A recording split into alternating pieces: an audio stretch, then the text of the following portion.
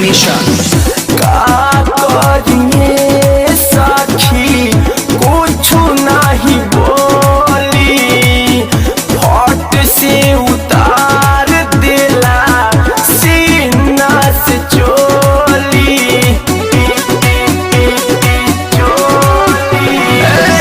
का कहिए सखी कुछ नहीं बोली, फट से उतार देला सीनवा से चोली।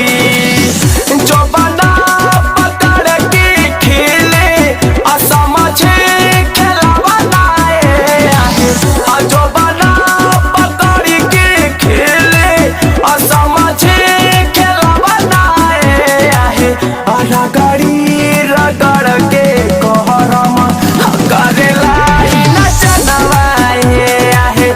रगड़ के कहरम करेला नचनवाए सखी।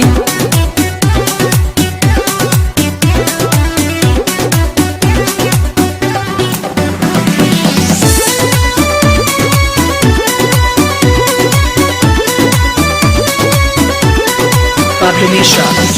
डोरी